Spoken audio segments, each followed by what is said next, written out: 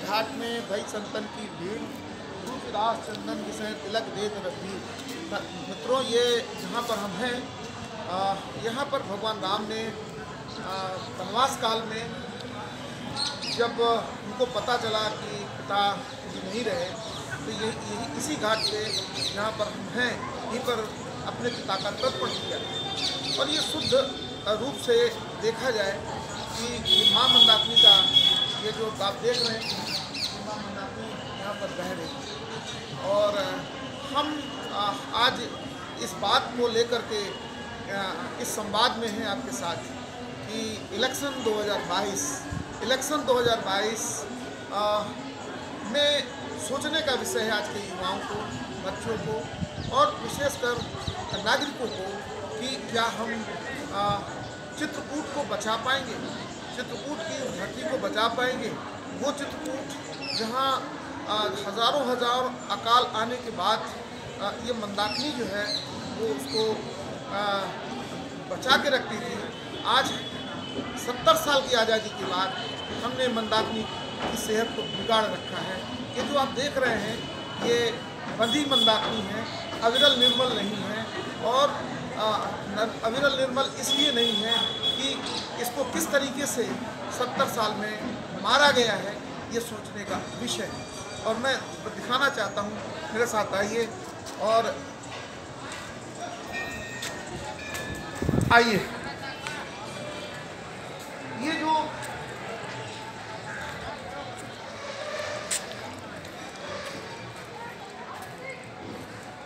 ये देखिए, ये स्थिति यहाँ पर मंदाकिनी की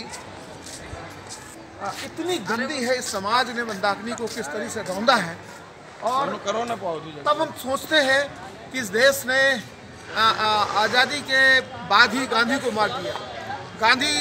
गांधी को मारने वाला देश, ये देश जिसने बुद्ध को बाहर कर दिया, ये देश जिसने अत्रि और ऋषिया उसकी पुत्री माँ मंदाकिनी को ख़त्म करने का पूरा प्लान बनाया। तो आज वो देश, कैसे हम कह सकते हैं कि आने वाली पीढ़ी, आने वाले बच्चे वो निश्चित तौर पे सुखद और मंगलमय होंगे। आज मकर संक्रांति है, खिचड़ी का त्यौहार है। इस त्यौहार में जिस देश की नदी मर रही हो, वो देश कैसे सुखद हो सकता है। और उस मंदाकिनी में ये जो जहाँ बैठे हैं, ये पैसुनी का एरिया है। इसको थोड़ा इधर देख के दिखाइए कि किस तरीके से ये पैसुनी और सरयू दो धाराएं यहाँ से आकर मिलती हैं, संगम है। और यहीं से दूध की धार निकलती है। आज से 4-5 साल पहले यहाँ धार निकलती थी। और ये जो समाज बैठा है, ये समाज मंदाकिनी के साथ ही इसका जीविकोपार्जन है। ये समाज अगर मंदाकिनी ना हो तो मुझे नहीं लगता है कि इस मल्लाह समाज का जो है जीवन चल सकता है। आपको लगता है कि मंदाकिनी अगर नहीं रही, और अभी ये जो वैज्ञानिकों ने बोला है कि ज़्यादा से ज़्यादा 30-35 साल तक इसके स्रोत रहेंगे, अगर किसी तरह नहीं रही तब क्या होगा? चित्रकूट तबाह हो जाएगा। हाँ, पूरा चित्रकूट तबाह हो जाएगा। पूरा चित्रकूट तबाह हो जाएगा।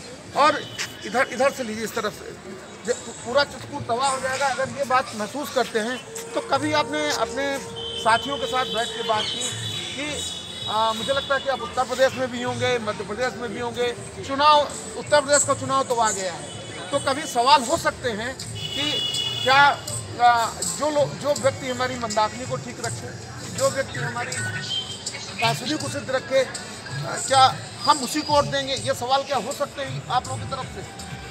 या पूछ सकते हैं उन नेताओं से जो लोग अभी वोट मांगने आएंगे कि हमारे मंदाकिनी के लिए आपने क्या किया 5 साल में, या हमारी मंदाकिनी के लिए आप करेंगे क्या? अगर ये सवाल नहीं होंगे तो फिर वही वोट जो 70 साल में देते चले आ रहे हैं, तो मुझे लगता है हमारा वोट तो बर्बाद चला जाएगा। क्या सवाल ऐसा लगता है मन में कि हमको बात करनी चाहिए?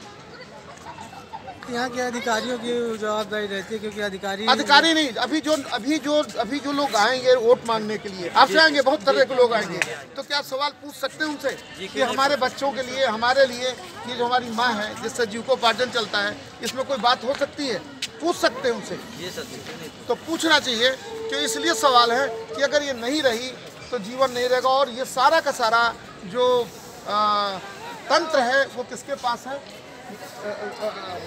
संविधान में जिन लोगों को हम चुन करके भेजते हैं उनके पास होता है। और उनके पास जब होता है तब मैं महसूस करता हूँ कि अगर चित्रकूट को बचाना है तो 70 साल से जिस तरीके से राजनेताओं ने उपेक्षा करके रखा है, कभी नहीं आते हैं इनके पास अब संवाद करने के लिए। मुझे लगता है कि हम सबको सवाल करना होगा इस मकर संक्रांति में। लोग मुझसे पूछते हैं कि आप अकेले सब काम क्यों करते हैं, तो मैं उनसे कहता हूँ कि ये नदी पूरे चित्रकूट का दिल है। ये सारे लोग महसूस करते हैं और कहते हैं कि अगर नदी नहीं बची तो हमारा अस्तित्व खत्म होगा। सारे लोग कहते हैं कि अगर नदी नहीं रही तो हम किसी लायक नहीं बचेंगे। चित्रकूट की जीवन रेखा है कि ये पीने के पानी के सवाल इसी से हल होते हैं, दूसरा कोई सवाल नहीं है। और ऐसी स्थिति में हम सारे लोग मिलकर के अपने आने वाले इस चुनाव में पूछे उन जनप्रतिनिधियों से कि समाज को एक ऐसा अच्छा नेता तैयार करना चाहिए जो नेता उनके सुख दुख पर बात कर सके। तो समय है इलेक्शन 2022, हम इको फ्रेंडली और चाइल्ड फ्रेंडली ऐसे नेताओं को तैयार करने की कोशिश करें और उनको एहसास दिलाएं कि तुम्हारे चुनाव लड़ने का लक्ष्य क्या है, तुम्हारी जिम्मेदारी क्या है, कि इस चित्रकूट को क्या बर्बाद करना है, मंदाकिनी को बर्बाद करना है, इन जल स्रोतों को बर्बाद करना है। क्या ये सारे के सारे जो प्रकृति को हंसाने वाले जितने भी हमारे देवत्व हैं, छित जल पावो गगन समीरा, जल जंगल जमीन को क्या बर्बाद करना है, क्या इसी लक्ष्य को लेकर चुनाव लड़ते हैं या बोलते कुछ और हैं करते कुछ और हैं। इसी के साथ आज मकर संक्रांति में चित्रकूट के इस घाट से मैं आपको सबको मंगलमय कामना करता हूं और यह आशा रखता हूं कि आप सवाल पूछेंगे अपनी जनप्रतिनिधियों से कि आपने 70 साल में क्या किया। अब चुनाव लड़ने जा रहे हैं, हमारे मंदाकिनी के लिए, पैसुनी के लिए, यहाँ के बच्चों के लिए आप क्या करेंगे, इसका उत्तर दीजिए। इसी के साथ सबको जय माता मंदाकिनी की, जय कामतानाथ की, जय चित्रकूट की।